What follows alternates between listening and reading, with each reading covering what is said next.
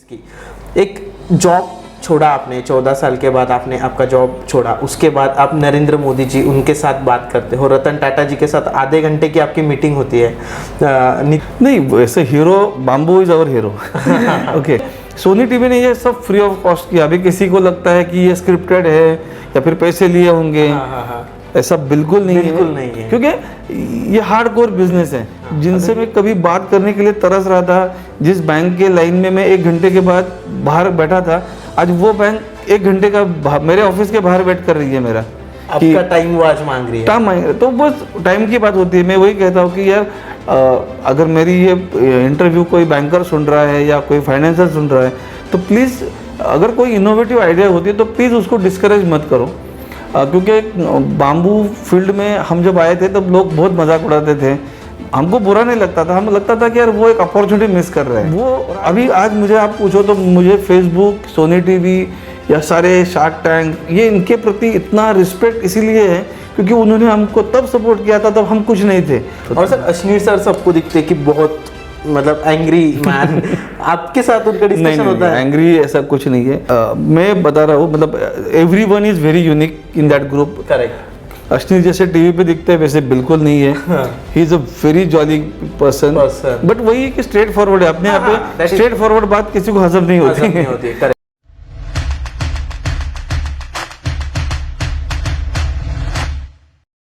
Hello guys and welcome to banter with Chetan. दोस्तों आज हमारे साथ है योगेश सर, जो कि फाउंडर है बाम्बू इंडिया कंपनी के। ये कंपनी बाम्बू जो होता है उससे प्रोडक्ट्स बनाती है। जैसे आप देख सकते हो टूथब्रश है, स्पीकर है, गॉगल्स है, ये सारे जो प्रोडक्ट्स है वो बाम्बू से बनाती है। आपने शार्क टैंक इंडिया अगर शो देखा है तो उसमें सर फीचर हुए थे और उनको बहुत अच्छा एक ऑफर मिला, मतलब हम कह सकते हैं कि उनको एक अच्छा इन्वेस्टमेंट मिला। जो अश्नीर सर है और अनुपम मित्तल सर है, उनके साथ अभी सर का मतलब कोलैबोरेशन हुआ है। तो sir congratulations for that. Thank you so much sir. Welcome to banter with Chetan. Thank you Chetan, thank you so much for this opportunity to meet you. और आपके बहाने से हम आपके सारे ऑडियंस को कनेक्ट कर पा रहे हैं, तो सबको मेरा प्रणाम। सर बाम्बू से कुछ प्रोडक्ट्स तैयार करे, ये कुछ अलग आइडिया है, ये आपको कैसे आया? लाइक आपने पहले कहीं पे देखा था या फिर मतलब आपका बैकग्राउंड क्या था और आप इसमें कैसे आए, तो इसके बारे में आप क्या बताओगे? बैकग्राउंड से तो by professional I am IT engineer. तो मैंने एक 14 साल का एक आईटी का सफ़र किया है, जो हम उसको वनवास भी कह सकते हैं।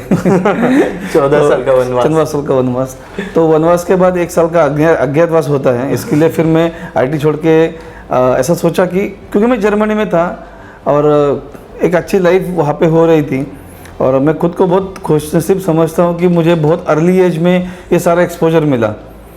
तो जब मुझे टाइम मिला कुछ रेट्रोस्पेक्टिव करने के लिए, खुद के बारे में सोचने के लिए, तब उस टाइम मैं भारत के बाहर था और वहाँ पे उस टाइम में जब मैं 2009 से लेके 2013-14 तक वहाँ पे था, तो इंडिया के बारे में कुछ अच्छा नहीं बात करते थे। फॉरेन मीडिया हो या फॉरेन पीपल हो, जो भी रीज़न है, फॉर फार्मर सुसाइड हो या फिर फार्मर्स की कंडीशन हो, बहुत सारे डिस्कशन होते थे। हमारे भी डिस्कशन होते थे इंटरनल कलीग्स के बीच में।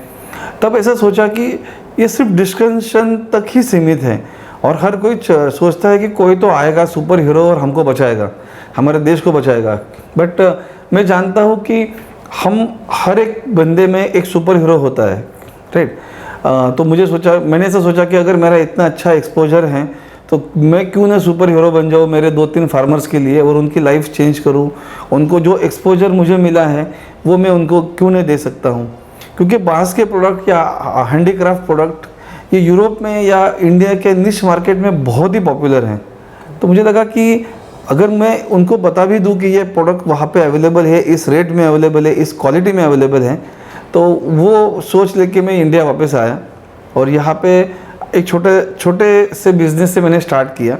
तो मेरा वही था कि 1 साल का ब्रेक लिया जाए और ये कुछ एक्सपेरिमेंट किया जाए और ये एक्सपेरिमेंट होने के बाद ये किसी फार्मर्स को या उनको हैंड ओवर करके फिर से मैं आईटी में, क्योंकि वो मेरा अभी भी पैशन है। करेक्ट। क्योंकि वो उसकी मैंने पढ़ाई की है। हाँ। मेरा पूरा 14 साल का एक्सपीरियंस है, तो सोचा कि उसी में वापस चला जाऊंगा। 1 साल का तो ब्रेक बनता है। तो बट जैसे मैं यहाँ पे आया, काम शुरू किया, तो समझ में आया कि ये 1 साल में बात बनने वाली नहीं है क्योंकि एरिया बहुत बड़ा है। और सर बाम्बू का ही करने का आपने पहले से सोचा था कि नहीं, मुझे, मेरा दिमाग में 3 टॉपिक थे। तो फर्स्ट था मुझे किसी किसान के लिए काम करना था, किसानों के लिए काम करना था। करेक्ट। सेकंड था मुझे पोल्यूशन के लिए कुछ काम करना था, ग्लोबल वार्मिंग या फिर ये प्लास्टिक पोल्यूशन के आप जो बात करते हैं वो वही होता है कि आप प्लास्टिक बॉटल बैन करो, प्लास्टिक कैरी बैग बैन करो, but that is not the solution. Ban करना एक अलग बात है और एक दूसरा सस्टेनेबल का एक ऑप्शन देना अलग बात है। तो मैंने सोचा कि उसके लिए भी हम काम कर सकते हैं। और तीसरा था कि क्योंकि खुद के आइडिया, क्योंकि मुझे इनोवेशन करना अच्छा लगता है, कुछ क्रिएटिव आइडिया करना अच्छा लगता है। तो ऐसा सोचा कि अगर मैं मेरा जो एक्सपोजर है, मेरे एक्सपोजर से अगर मैं कुछ एक चीज़ या 2 चीज़ भी बनाता हूँ और वो अगर चल जाती हैं और मेरे वजह से अगर कुछ फार्मर्स को बेनिफिट, फार्मर्स को बेनिफिट, कुछ कचरा कहाँ है, प्लास्टिक का कचरा कम होता है, ये 3 चीज़ें मेरे दिमाग में थी। और जैसे मैं बाम्बू से एक्सपोज हुआ, जैसे यहाँ पे मैं पुणे में आया, पुणे में जब घूम रहा था, किसानों से बात कर रहा था, प्रॉब्लम स्टेटमेंट समझ रहा था, तो बार बार बाम्बू मेरे सामने आ रहा था। करेक्ट। क्योंकि पुणे को आपको पता है कि पुणे के आसपास बहुत बाम्बू अवेलेबल है, क्योंकि बैक वाटर बहुत ज़्यादा है, बहुत सारे डैम्स है, छोटे छोटे चेक डैम्स है, तो उसका बैक वाटर काफ़ी अच्छा है। तो वो जब देख रहा था तो मुझे लगा शायद मैं इसको थोड़ा एक्सप्लोर करूं। करेक्ट। और जब एक्सप्लोर शुरू किया तो जैसे एक खजीना हाथ लगता है वैसे पूरा खजीना हाथ लग गया। और मुझे खजीना not in the sense of bamboo, but खजीना in the sense of the expertise जो लोगों के पास थी, जो लेकिन वो एक्सपोजर न मिलने के कारण उनके पास था। तो ऐसे बहुत सारे लोग मिले जो शायद मेरा ही वेट कर रहे थे। हाँ। और जैसे वो एक मोतियों जैसे पड़े हुए थे। हाँ। और मैं बाम्बू इंडिया एक माला जो उनको बना के तो एक माला बन गई। और वो क्रेडिट मुझे जाता है, बट माली की कोई कीमत नहीं होती, वो मोती की कीमत होती है, जो बाम्बू की कीमत है। तो वो मैं उनको एक डेडिकेटेड कर पाया ये प्रोजेक्ट, तो मेरे लिए भी एक अच्छी बात है। करेक्ट सर आपका जो मतलब इंटेंशन था इसके पीछे वो बहुत अच्छा था। पैसा कमाना तो हर कोई कमा लेता है, पैसा बहुत सारे तरीके भी है पैसे कमाने के लिए, बट एक अच्छे इंटेंशन से अगर आप पैसे कमाओ तो बाकी लोगों को भी उसका बेनिफिट होता है। यह एक सेइंग है, गिवर्स गेन। जो आप देते हो वही आपके पास वापस आता है। तो जितना आप दोगे उतना ही वापस आएगा। तो आप अच्छा ही दो तो अच्छा ही आएगा, बुरा दो बुरा आएगा। तो हम लोगों को एक सस्टेनेबल लाइफस्टाइल दे रहे हैं, और वो sustainable in terms of business, appreciation, fame, पैसा उस हमारी तरह पा रहा है। जैसे 3 इडियट्स में एक डायलॉग है, बच्चे सक्सेस के पीछे मत भागो, एक्सीलेंस के पीछे भागो, सक्सेस झक मार के पीछे आएगी। तो बस हम वही फॉलो कर रहे हैं। सर एक आइडिया होता है हमारे पास, उसके पीछे एक इंटेंशन होता है, बट जब स्टार्ट करने की एक टाइम आता है स्टार्ट करने का, तो बहुत सारी चीज़ें होती है, जैसे जॉब छोड़ो, फिर उसके बाद बिजनेस को स्टार्ट करो, उसके लिए लोग देखो, रिसोर्स ढूंढो, फिर उसको इम्प्लीमेंट करो, फिर मार्केटिंग, ऑब्स्टेकल्स आते बीच बीच में, प्रमोशन, बहुत सारी चीज़ें। तो ये अगर हम जर्नी देखें इसकी, एक जॉब छोड़ा आपने, 14 साल के बाद आपने आपका जॉब छोड़ा, उसके बाद आप नरेंद्र मोदी जी उनके साथ बात करते हो, रतन टाटा जी के साथ आधे घंटे की आपकी मीटिंग होती है, नितिन गडकरी जी उनके साथ बात होती है। तो जैसे हमने बोला कि फीस अभी तो मतलब शार्क टैंक के बाद तो बहुत सारी चीज़ें बदल गई है। तो ये जो स्टार्टिंग का फेज़ था और वो फेज़ जब आप इन सारे बड़े लोगों से बात कर रहे हो, तो ये जर्नी आपकी कैसी रही? एक्चुअली क्या होता है, आइडिया या सोच ये फ्री ऑफ कॉस्ट होती है, ये सबको आती है, राइट। बट वो सोच और execution, the table on the product, ये जर्नी बहुत इंपॉर्टेंट है। और अगर पार्ट टाइम में आप ये नहीं कर सकते हो, correct, that is for sure. अगर कोई बोलता है कि नहीं मैं धंधा इस लेवल तक जब तक नहीं जाता तब तक मैं जॉब नहीं छोड़ूंगा, इसका मतलब उसको जॉब में उसको उस आइडिया में कॉन्फिडेंस ही नहीं है, राइट। तो अगर आपका कोई स्टेक पे नहीं लगता, आपकी इज्जत दाव पे नहीं लगती तब तक वो गेम में मजा नहीं है। प्लान बी नहीं होना चाहिए, करेक्ट। तो ठीक है, अब ऐसे भी कहते हैं कि अगर प्लान बी अनसक्सेसफुल होता है तो there are more 25 letters in the तो ऐसे तो प्लान बी प्लान सी होना चाहिए, बट आप सोचो ही मत वो प्लान है। बस एक प्लान पे काम करो। अगर आपके पास डेडिकेशन है, आपके पास आइडिया है, आपको लगता है कि आप उसमें कुछ अच्छा कर पाओगे, giving back to the society, वही सेम वर्ड्स है, लेकिन that is the important thing. Correct. तो वो आपके दिमाग में है तो things will fall in place. तो वो वैसे ही होता है कि किसी चीज को शिद्दत से चाहो तो पूरी कायनात मदद से पाने करते, में। तो वो एग्जैक्टली सेम होता है कि अगर आप कंसंट्रेशन से कोई भी आइडिया को एक लेवल तक लेके जाते हो, हाँ। एग्जीक्यूशन में आप एफर्ट डालते हो, तो जैसे अनुपम मित्तल कहते हैं कि अगर आप एक चीज को 3, 4, 5 साल तक करते हो तो कामयाबी भी कितनी देर तक दूर रहेगी, उसको तो आना ही है आपके पास, Correct. राइट। तो सेम चीज़ है, मतलब अगर आप किससे भी बात करो, किसी भी बिजनेसमैन या सक्सेसफुल लोगों से, वो यही बात करेंगे।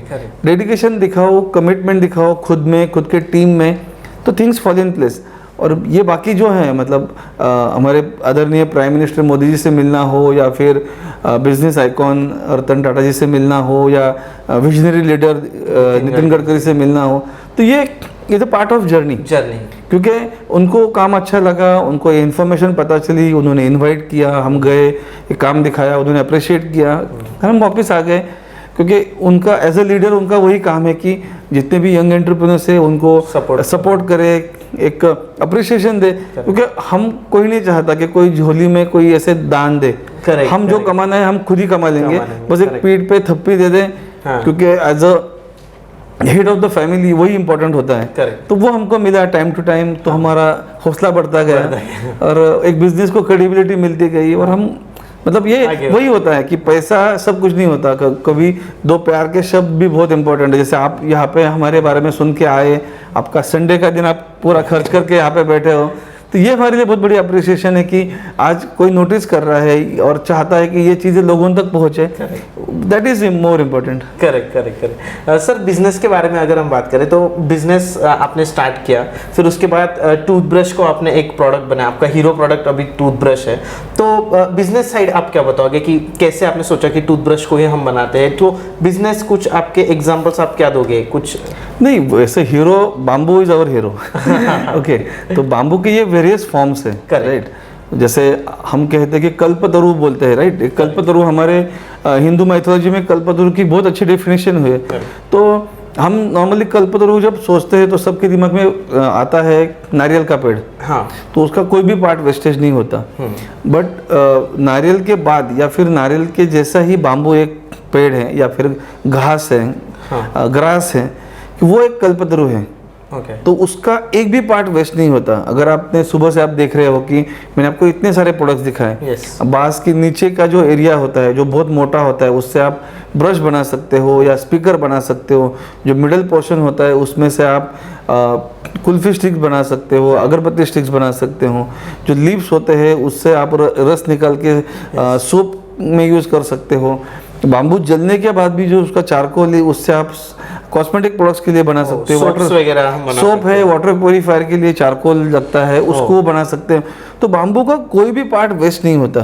तो वो चीज़ें जैसे हमको पता चली कि यार ये चीज़ अब चीज़ें हैं, और ये चीज़ें वो फार्मर्स के पास वो या फिर आर्टिजन्स के पास ऑलरेडी पता थी। बट वही होता है कि वो एक क्लोज ग्रुप में थी, मैं वो बाहर लेके आया।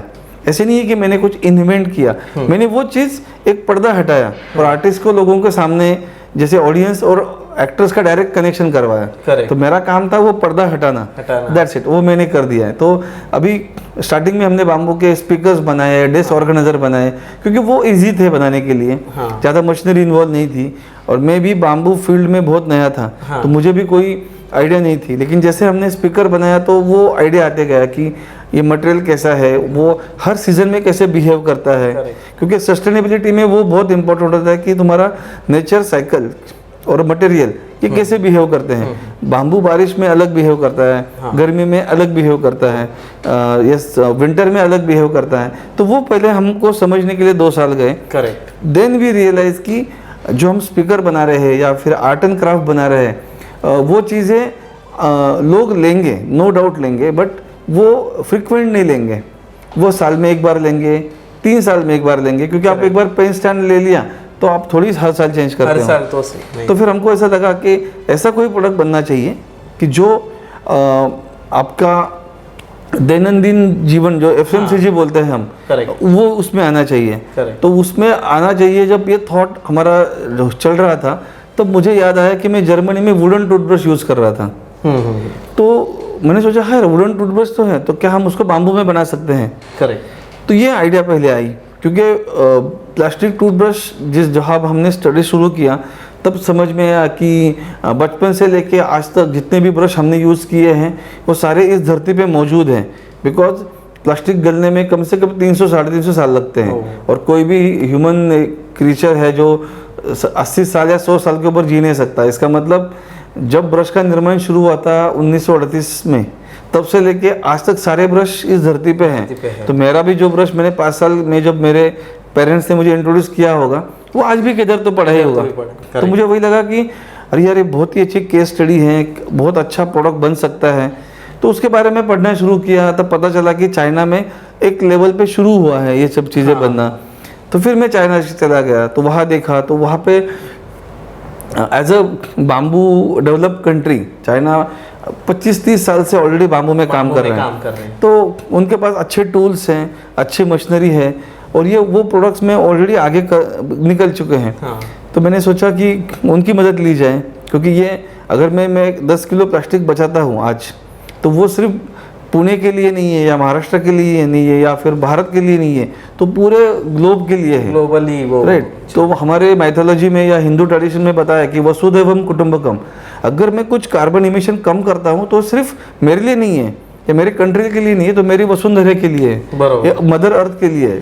तो मैं इसलिए मैंने उनकी मदद ली, और ये उन्होंने भी कभी हिचकिचाहट नहीं की, उन्होंने मुझे टेक्नोलॉजी दी, मैं यहाँ पे लेके आया, और फिर ब्रश, फिर ईयरबड्स, फिर शेविंग रेजर, शेविंग ब्रश, तो ये सारे प्रोडक्ट हमने शुरू की। क्योंकि मुझे पता है कि एक बार हमको आदत लग गई, India is a very good country where beautiful minds, creative minds people हैं, उनको एक चीज़ दे दो तो वो एज अ कंज्यूमर भी बिना हिचकिचाहट एक्सेप्ट करते हैं, और बाकी जो दोस्त थे या फिर टेक्नोलॉजी पीपल है वो भी इसमें मुझे एडिशनल करते जा रहे हैं, और हम उसमें आगे बढ़ते जा रहे हैं। करेक्ट।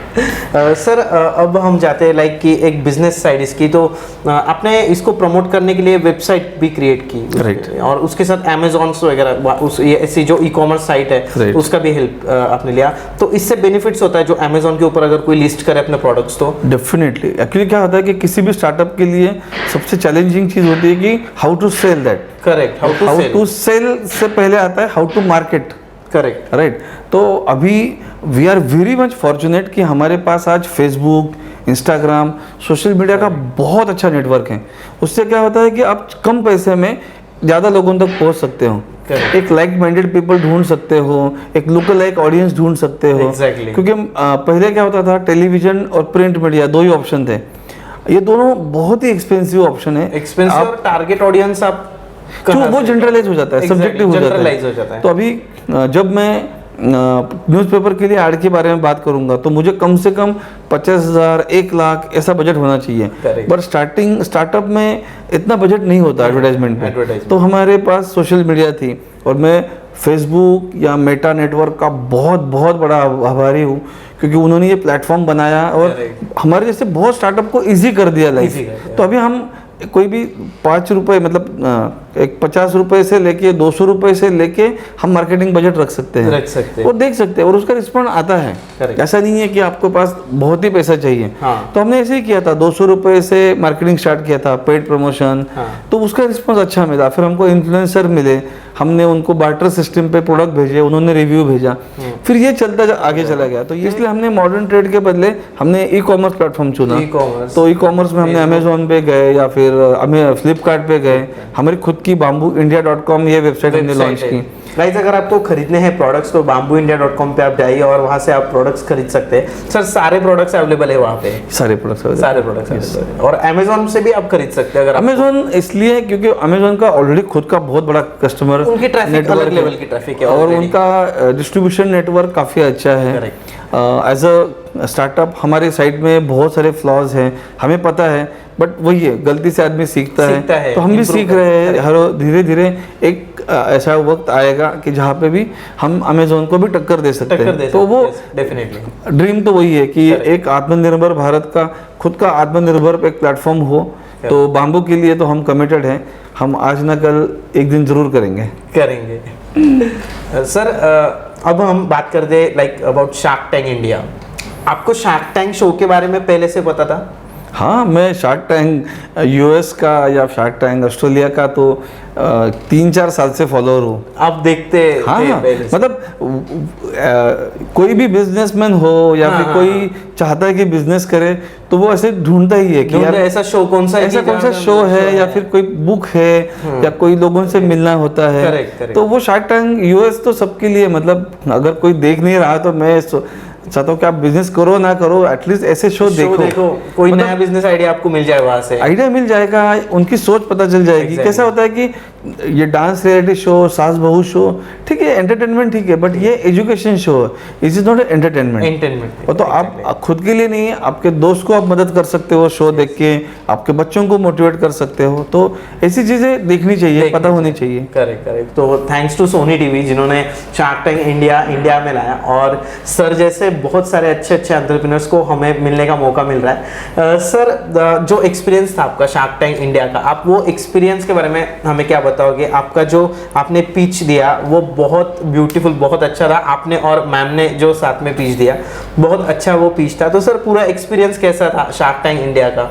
लाइक जो हम देखते हैं कि एक हमें दिखता है 10 मिनट का वो आपका कन्वर्सेशन होता है विद द शार्क्स, बट वो एक्चुअल में 1-1.5 घंटे का होता है। तो पूरा आप उसको एलेबोरेट कैसे करोगे? ओके, अगर शुरुआत से कहना चाहो तो जब मैं शार्क टैंक यूएस देख रहा था तो वो 3-4 साल से दिमाग में वही चल रहा था, यार ये इंडिया में क्यों नहीं है ये ऐसा होना चाहिए, ये होना चाहिए। तो वो शायद वो पावर ऑफ अट्रैक्शन जो था वो शायद का काम कर गया। जब इंडिया में आया तो जून जुलाई में मेरे ख्याल से पहला टेलीविजन प्रोमो आया था, फिर इंस्टाग्राम पे प्रोमो शुरू हुए। तब हमने एप्लीकेशन भर दिया था रैंडमली कि चलो यार अप्लाई भर देते हैं कि पता नहीं है, क्योंकि लक और मेरा बहुत दूर दूर का रिश्ता नहीं है क्योंकि ये सब लक वाले चीज़ें फैक्टर, क्योंकि वो इतने सारे एप्लीकेशन आएंगे, बहुत सारे एप्लीकेशन। हाँ, तो फिर अभी 1 जुलाई में हमने फॉर्म भरा था, उसके बाद 1 महीने के बाद सेकंड राउंड के लिए आया, फिर उसके बाद टेलीफोनिक डिस्कशन हुआ, फिर मुंबई में जाके एक टेलीविजन राउंड हुआ। तो हर राउंड में इतना पता चल रहा था कि आगे बढ़ रहे हैं, और एक दिल में था कि यार वहाँ जाना है। पहला सीज़न हमेशा लोगों के दिमाग में रहेगा, वो बेंचमार्क होता है। अभी इसके बाद 10 सीज़न आएंगे, लेकिन आज भी सबको पता है कि अभिजीत सावंत ने इंडियन आइडल जीता था, राहुल वैद्य वहाँ पे था, राइट। अभी सेकंड का ओनर किसको विनर पता नहीं है, थर्ड का पता नहीं है, राइट ना। तो जैसे ये नील आर्मस्ट्रांग पहला आदमी है जिसने पैर रखा था मून पे, तो फर्स्ट एपिसोड जो है वो हमेशा आइकॉनिक होता है। जैसे कि सर रोडीज के जो विनर थे सबसे पहले रणविजय, वही अभी इसमें राइट, एग्जैक्टली। तो वही था, मतलब शार्क टैंक में आना था, जैसे जैसे वो एक राउंड आगे बढ़ता था तो वो एक दिल में होता था कि यार शायद हम जा रहे हैं, हम जा रहे हैं, आगे जा रहे हैं। और जब फाइनल कॉल आया था कि मुझे आज भी डेट याद है कि नवंबर 5-6 को कॉल आया था कि 6 दिसंबर को आपका शूटिंग है। तो 1 महीना था हमारे पास, तो 1 महीना उसमें दिवाली थी, वो सब चीज़ें। तो फिर हमने वो प्रिपेयर किया मेंटली कि अभी ये बहुत बड़ा अपॉर्चुनिटी है। अगर हम टीवी राउंड तक पहुंच जाते हैं तो इसका मतलब हम टीवी पे आ सकते हैं। करेक्ट। तो हमको हमारा थोड़ा सा लॉजिस्टिक्स के ऊपर या फिर स्टॉक के ऊपर काम करना चाहिए, तो उसके ऊपर हमने काम शुरू किया। प्रेजेंटेशन के लिए भी हम सोच रहे थे कि एक अच्छा एक पिच होना चाहिए। ऐसे नहीं है कि हम जाके डायरेक्ट बेचना है, हमको ऐसे दिखाना है कि because we are not a business, we are a social entrepreneurship. Correct. वो हमारा एक डिफरेंशिएशन होता है कि हम सिर्फ बिजनेस के लिए नहीं कर रहे हैं, हमको इसके पीछे एक विजन है। Correct, right. जैसे पीयूष गोयल हमेशा कहते हैं कि पीयूष बंसल हमेशा कहते हैं कि तुम्हारा बिजनेस है कोई वैल्यू ड्रिवन होना चाहिए, विजन ड्रिवन होना चाहिए। तो वो चीज़ें कहीं पे हमको लोगों को बतानी थी कि हम और एक टूथब्रश लेके नहीं आ रहे, हम एक नया मटेरियल लेके आ रहे हैं, उसके पीछे एक स्टोरी है, एक कॉन्सेप्ट है, एक आत्मनिर्भर भारत की एक स्टोरी है, एक मेड इन इंडिया की कहानी है। तो वो हमको बतानी थी। इसके लिए हमने वो जो ड्रेस भी हमने चूज किया, जो कलर चूज किया, वो सारा प्रॉपरली सेट था, क्योंकि हमको वो जानना था कि बताना था लोगों को ये एक नए भारत की शुरुआत है, एक नए भारत की पहचान है। तो ये सब चीज़ों के लिए हमने वो प्रिपरेशन किया। डेफिनेटली जैसे आपने कहा सोनी टीवी, मुझे बाकी किसी चैनल का पता नहीं है, बट मैं मेरे लाइफ में शायद ही उनका कभी ऋण चुका पाऊंगा क्योंकि उन्होंने जितना ये पूरा शार्क टैंक इतने बहुत क्या उसको बोलते हैं कि बहुत ब्यूटीफुल तरीके तरीके से से मैनेज किया। उनकी जितनी भी स्टाफ थी वहाँ पे, स्वाति मैम जो रिहर्सल लेती थी, दर्शिता, पूरा मतलब वो पूरा क्रू बहुत ही डेडिकेटेड था। उन्होंने जिस होटल में हमको रुकाया था, कभी खाने पीने ट्रैवलिंग का कभी स्ट्रेस नहीं आने दिया, और बहुत ही अच्छे तरीके से सिक्रेसी भी मेंटेन की, एक कंफर्ट जोन भी दिया। हमारे जो फ्लॉस थे, जैसे हम नॉर्मली बिजनेस पीपल यूज करते हैं मिलियन बिलियन वर्ड्स, वो उन्होंने हमको कहा कि ये मत यूज करो, लैक्स एंड करोड़ यूज करो, क्योंकि वो इंडियन करेंसी के हिसाब से। तो वो जो गाइडेंस था वो अच्छा मिला। वहाँ पे हम बहुत लोगों से मिले, तो उनसे काफी सीखने मिला। कोलैबोरेशंस भी कोलैबोरेशन हुआ। अभी हमारा शार्क टैंक के सभी पार्टिसिपेंट का एक व्हाट्सएप ग्रुप है जहाँ पे हम बिजनेस आइडिया शेयर करते हैं, एक दूसरे को सपोर्ट करते हैं, तो वो एक अच्छा प्लेटफॉर्म मिला। तो ये सोनी टीवी ने ये सब फ्री ऑफ कॉस्ट किया। अभी किसी को लगता है कि ये स्क्रिप्टेड है या फिर पैसे लिए होंगे, ऐसा बिल्कुल नहीं है, क्योंकि ये हार्डकोर बिजनेस है। अगर ये कोई डांस रियलिटी शो है तो आप सोच सकते हो इसमें क्या सोचोगे। अगर मेरा इक्विटी जा रहा है तो मेरा इक्विटी तो वो लोग सर्च करेंगे साइट पे, तो उनको बोर्ड ऑफ डायरेक्टर पता चल जाएंगे कौन है कौन नहीं। तो this is a simple fact. तो वही कि तो सर वो डील कैसे हो रही थी? वो जब डील हो रही थी तो सबसे पहले अमन सर ने आपको ऑफर किया था 20% एंड उसके 20 lakhs and 60 lakhs per day. तो ये आपको हमें बताइए कि तब क्या होता है जैसे डील होती है तो फिर वो जजेस सामने होते तो आपको फीलिंग वो सारी? नहीं, अभी क्या है कि वो टीवी पे दिखाया सिर्फ 11 मिनट का, 11 मिनट 20 सेकंड बी प्रिसाइज। हमारा शूट हुआ था 1 घंटा 20 मिनट का। हम उनके सामने थे, बहुत बातें डिस्कस हुई, हमने बहुत सारे प्रोडक्ट उनको दिखाए थे, बहुत सारे रेफरेंस दिए थे। तो उन्होंने सिर्फ वो एडिटिंग में सिर्फ ब्रश तक लेके आए, बट हमने बाकी भी बहुत प्रोडक्ट दिखाए थे, बहुत प्रोडक्ट के बारे में बात की थी। लेकिन वो टेलीविजन की भी उनका एक लिमिटेशन होता है, टाइम लिमिटेशन। तो उन्होंने वो तो ये जो डिस्कशन हुआ था वहाँ पे तो टीवी पे दिखाया बहुत जल्दी में हुआ। इन्होंने ऑफर दिया, इन्होंने काउंटर दिया, तो ऐसा नहीं था। एक घंटा 10 मिनट, 1 घंटा 20 मिनट तक डिस्कशन चल रहा था। अमन सर ने बहुत पहले हमको इनकरेज किया। फिर उन्होंने बताया कि ऐसी सिमिलर टाइप का बिजनेस में उनका इन्वेस्टमेंट है तो वो एक बेनिफिशियल हो सकता है।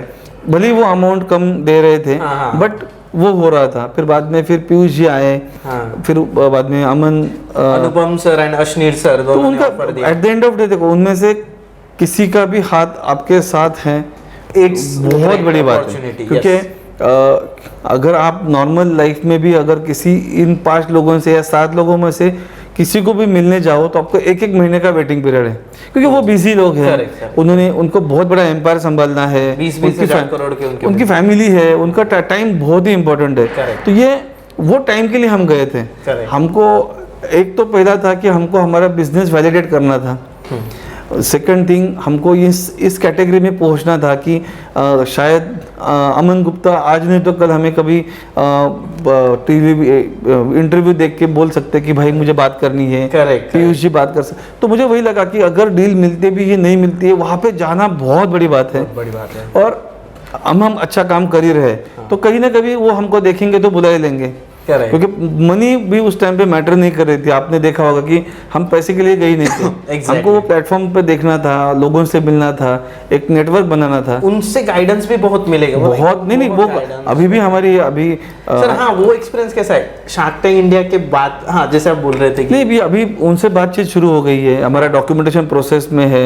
ऐसे नहीं है कि चेक दे दिया नेक्स्ट डे में बैंक में दे दिया, नहीं होता। नंबर्स भी, चेक्स वगैरह सारी सब अभी फाइनेंशियल डेटा चेक हो रहा है। हमने जो वहाँ पे कहा था वो चेक हो रहा है, फाइनेंशियल चेक हो रहे हैं। तो वो होने के बाद they will issue, but discussion शुरू हो चुका है। अनुपम मित्तल से लास्ट वीक ही बात हुई, काफ़ी देर तक बात हुई, काफ़ी अच्छी बात हुई। उन्होंने वही होता है यार कि उनके 2 वर्ड्स ही बहुत इंपॉर्टेंट है। तो उन्होंने हमसे पूछा कि क्या मदद चाहिए, तो मैंने 2-3 चीज़ें बताई। तो उन्होंने उनके पीआर टीम को बोल दिया कि ये 2 नंबर उनको दे देना। तो वो नंबर हमको मिलते 4-5 महीने लग जाते हैं। उन्होंने इमीडिएटली दे दिया। तो वो इम्पोर्टेंट, वो इम्पैक्ट होता है, वो इम्पैक्ट होता है। और सर अश्नीर सर सबको दिखते कि बहुत मतलब एंग्री मैन, आपके साथ उनका डिस्कशन होता है? एंग्री ऐसा कुछ नहीं है। आप मतलब उसके बाद भी बात होती है अश्नीर सर से? मैं बता रहा हूँ, मतलब everyone is very unique in that group. Correct. Ashneer जैसे टीवी पे दिखते हैं वैसे बिल्कुल नहीं है। He is a very jolly person, but वही है कि स्ट्रेट फॉरवर्ड है अपने आप पे। स्ट्रेट फॉरवर्ड बात किसी को हजम नहीं होती। मतलब बुरे को बुरा मत कहो, उसको शुगर कोटेड कहो। आदमी को बोलता है तू जानवर है तो बुरा लगता है, लेकिन बोलता है तू शेर का बच्चा है तो खुश हो जाता है। तो वो ऐसे ही है, वो डायरेक्टली बोलता है भाई तू गधा है, तो बात है ये। तो मतलब सिंपल है, मतलब ये तेरा बिजनेस नहीं चलेगा तो नहीं चलेगा, उनको पता है। क्योंकि उन्होंने हमारे इसमें भी डिस्कशन में उन्होंने काफी डिस्कशन हुआ था टीवी पे। उन्होंने सिर्फ वही दिखा कि वो बार्गेन कर रहे थे, बार्गेन नहीं हो रहा था। हर कोई उनका पिच हमको कर रहा था, मतलब वो दोनों साइड से था। हम उनको पिच कर रहे थे, वो भी हमको पिच कर रहे थे कि यार तुम्हारा बिजनेस में हम क्यों आ सकते, क्यों आना चाहते, क्या वैल्यू प्रोवाइड कर सकते। तो वो आए, पर मुझे बाद में ऐसा लगा कि जैसे आपने देखा होगा कि अश्नीर ने कहा था कि एक हमारा प्रायोरिटी सेक्टर में भी आ सकता है, तो वहाँ पे लेंडिंग अच्छी हो सकती है। और हमारा जो बिजनेस है जो उसको अभी फाइनेंस की बहुत ज़रूरत है एक अलग लेवल पे ले जाने के लिए, क्योंकि हमको प्रोडक्शन पता है कैसे करते हैं, अभी लोगों को भी पता चल गया है। अभी हमारा सेल्स भी काफ़ी इम्प्रूव हुआ है, मतलब I don't hide anything, but shark tank आने से पहले मैं वही पूछने वाला था सर आपको कि शार्क टैंक इंडिया के बाद बिजनेस कितना इंक्रीज, मतलब कितना बूस्ट। हम सभी हमारे बारे में आप क्या, हमारा पूरा स्टाफ 18 घंटे काम कर रहा है। अभी 2 महीने हो चुके हैं, लेकिन वो वेव कमी नहीं हो रही है, क्योंकि टीवी पे आने के बाद सोनी लीव एप्लीकेशन पे आया, लीव पे आया, उसके बाद यूट्यूब पे आया, फेसबुक पे आया, अलग अलग इंटरव्यूज़ हो रहे हैं। तो ये सब चीज़ें बहुत इम्पैक्ट कर रही है। तो हम एक अलग लेवल पे अभी जा रहे हैं। हमारा सेल्स जो था वो डायरेक्ट 6x 6x 7x हो गया है। अलग अलग कंट्री से कॉल आ रहा है। मुझे पाकिस्तान से कॉल आया, मुझे अफ्रीका से कॉल आया कि हमको भी सेम बिजनेस यहाँ पे शुरू करना है, तो क्या कर सकते हैं। तो अगर मैं वही कह रहा हूँ कि भूटान से आया है, नेपाल में हम जा रहे हैं, अफ्रीका में हम जा रहे हैं अभी, तो वो प्लानिंग हो रहा है।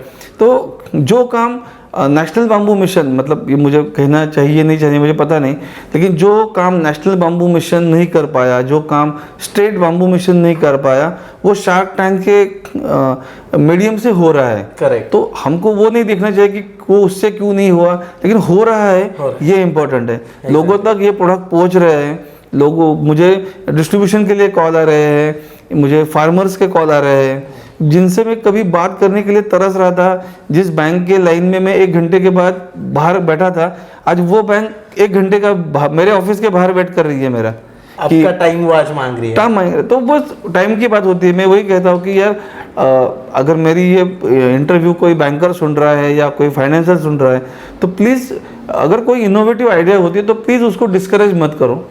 क्योंकि बाम्बू फील्ड में हम जब आए थे तब लोग बहुत मजाक उड़ाते थे, हमको बुरा नहीं लगता था, हमें लगता था कि यार वो एक अपॉर्चुनिटी मिस कर रहे हैं। और आज वो अपॉर्चुनिटी उन्होंने क्या मिस की है वो उनको और मुझे ही पता है। तो मुझे वही कहना है कि अगर कोई छोटा स्टार्टअप भी आपके पास आता है तो उनको प्लीज़ एक, वो एंटरप्रेन्योर्स है, वो जॉब क्रिएटर्स है, उनको उस नज़र से देखो। वो आपके पास कोई भीख मांगने नहीं आया है, वो आपके पास एक मदद का हाथ मांगने आया है, और मदद करना बहुत पुण्य का काम होता है। तो उनको प्लीज़ मदद करो, क्योंकि हर एक वर्ड ऑफ माउथ, हर एक छोटी सी हेल्प भी वो अभी आज मुझे आप पूछो तो मुझे फेसबुक, सोनी टीवी या सारे शार्क टैंक, ये इनके प्रति इतना रिस्पेक्ट इसीलिए है क्योंकि उन्होंने हमको तब सपोर्ट किया था, तब हम कुछ नहीं थे। आज तो सब दुनिया पड़ी है हमको सपोर्ट करने के लिए। लेकिन मैं इस प्लेटफॉर्म के माध्यम से भी कहना चाहता हूँ कि उन्होंने भी कभी हमसे कोई भी उम्मीद नहीं की कि हम उनको मदद करें, जैसे पैसे दो और फिर हम अभी जैसे फॉर एग्जाम्पल टेड टॉक ने हमको बुलाया था, जोश टॉक ने बुलाया था, उन्होंने कभी पैसे नहीं मांगे कि यार तुम आओ और हम तुम्हारे स्पीच के लिए इतने पैसे दो। हमको जूही चावला, दिया मिर्जा, श्रद्धा कपूर, ये सारे हमारे कस्टमर है 4-4 साल से। और उन्होंने उनके इंस्टाग्राम पे, फेसबुक पे हमारा product full without any cost promote किया है और कभी पैसे नहीं मांगे। तो ये मत सोचो कि आपको पैसे देके पब्लिसिटी मिलती है या प्रमोशन होता है। More than 100 newspaper, YouTube channels, magazine ने हमको कवर किया है शार्क टैंक आने से पहले। करेक्ट। तो ऐसा नहीं है कि पब्लिसिटी नहीं होती, बस शार्क टैंक एक अलग लेवल था। टेलीविज़न सबको अच्छा लगता है, सब देखते हैं, यूट्यूब बहुत ही इजी मीडियम है, तो उस बहाने से हम अब लोगों तक पहुंच रहे हैं।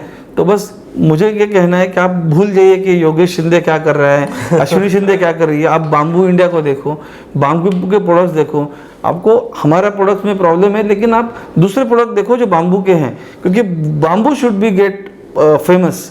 क्योंकि आज हम दुनिया के 2 नंबर के कंट्री है बाम्बू ग्रोइंग में, हमको दुनिया का 1 नंबर कंट्री बनना है बाम्बू ग्रोइंग में, because that is the thing. वो लेबर भी, एम्प्लॉयमेंट भी जनरेट करेगा, बिजनेस भी जनरेट करेगा, वो जो पैसे मिलेगा वो भारत में ही रहेगा। वो सबसे बड़ी बात है। और वो 2 नंबर को हम 1 नंबर तभी लेके जा सकते हैं जब आप मेड इन इंडिया बाम्बू के प्रोडक्ट यूज करो। एग्जैक्टली, मेड इन इंडिया ही देखो, क्योंकि आपको बाम्बू टूथब्रश में चाइनीज ब्रांड बहुत मिल जाएंगे। अमेजोन पे जाओगे, कोई प्रोडक्ट खरीदोगे तो प्लीज उस पर देखिए मैन्युफैक्चर कहाँ पे हो रहा है। अगर मैन्युफैक्चर लिखा हुआ नहीं है, कुछ गोल मोल बात कर रहे हैं, तो भूल जाइए, वो इंडिया में नहीं बन रहा है। बहुत सारी इंडियन ब्रांड्स भी आ रहे हैं, बहुत ब्रांड्स को हम सपोर्ट कर रहे हैं। आप प्लीज़ उस पर देखिए मैन्युफैक्चर कहाँ हो रहा है, क्योंकि गवर्नमेंट पे आप डिपेंड मत रहिए, क्योंकि उनके पास बहुत काम है। और हमारी पॉपुलेशन ऐसी है कि आप उसमें, अगर हम किसी के सहारे बैठे हैं, जैसे कहते हैं कि हम भगवान के सहारे बैठे हैं, पता नहीं भगवान हमारे सहारे बैठे होंगे। तो be your own hero, be support Aatmanirbhar Bharat, क्योंकि किसानों का इनकम डबल होना चाहिए।